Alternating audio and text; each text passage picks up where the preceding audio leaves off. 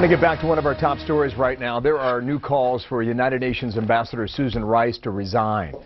This after interviews she did in the days after the consulate attack in Benghazi, Libya. Congressman Peter King, chairman of the Homeland Security Committee, wants the ambassador to step down. Other top Republicans saying Rice rather, is just part of the problem.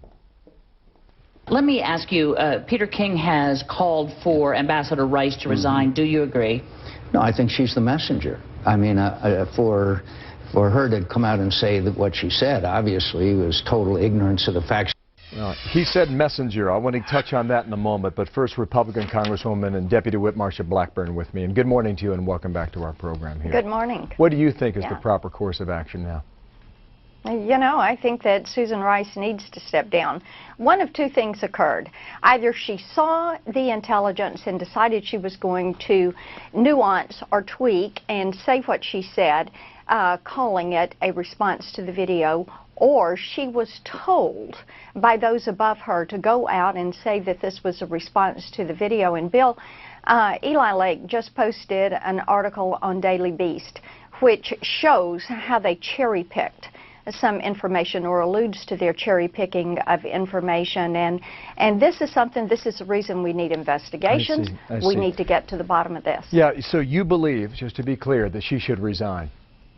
Oh, yes, I do. I think that she should resign, because whether she was the messenger or whether she chose to change what they knew to be the truth, we need to get to the bottom of this. It is why Congress needs to begin some investigations and look at the communiques that came from Ambassador Stevens.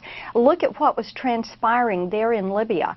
We have dozens of individuals that were injured and 4 that lost their lives. You know, what we have to realize is this is a terrorist attack. This is an act of war. This is not something that was carried out by some video-watching, Benghazi-based community organizer that said, let's go flash mob the consulate in Benghazi. This was a terrorist attack. Do you think it stops with Susan Rice, or does it go to the Secretary of State Hillary Clinton, or beyond that? This is why we need an independent counsel, and we need the investigations to begin immediately. I think this is an issue. Benghazi Gate is the right kind of term for this. I think this is very, very serious, probably more serious than Watergate.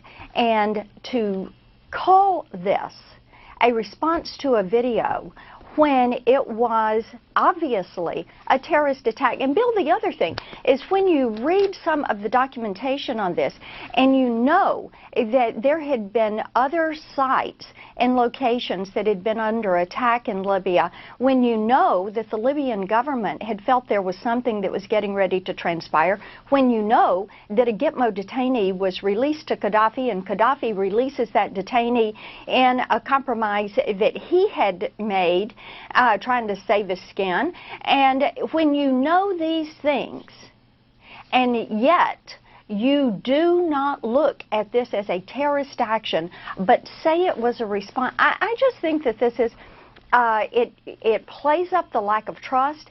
The American people are upset with it. I have talked to so many women who have said, really? Could they not figure out this was a terrorist attack? Well, you have raised a number of questions already. Why do you believe, then, they took the approach they did? I do not know. You know, one would think from looking at what we know, or one would be led to consider, did they do this for some type of a political gain? Were they trying not to say the terrorist word? Is that why the president went to the UN and did not use the word terrorist? We had a consulate that was attacked. This appears to have been a terrorist-involved attack from all the indications that we have. I think this is an incredibly serious situation.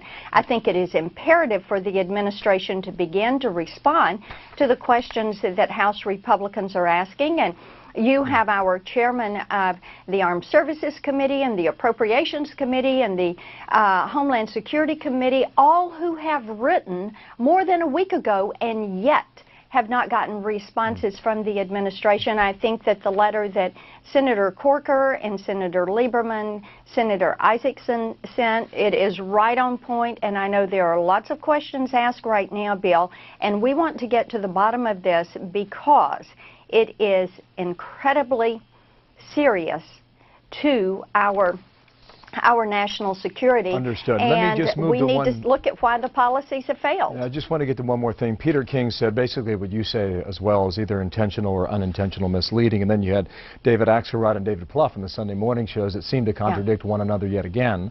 John Kerry, though, is saying that he's deeply disturbed because he believes folks like yourself are putting politics ahead of fact-finding on such an important national security matter. What do you say to that? I find that very unfortunate because what we want to do is get to the bottom of what happened. We have spent 11 years, and we have been fighting Al-Qaeda, and what we see now is rather, you know, when you say, okay, things are under control in Iraq, they're under control in Afghanistan, but they've metastasized over in North Africa. We need to get to the bottom of this. During those debates, too. Yes, Marcia we are. Blackburn, thank you for your time, okay? Thank to you, our Bill. viewers at home, if you have questions, hemmer@foxnews.com is the email. On Twitter, @BillHemmer, fire away because you asked. BYA lines are open right now. 11 minutes now before the hour, Martha.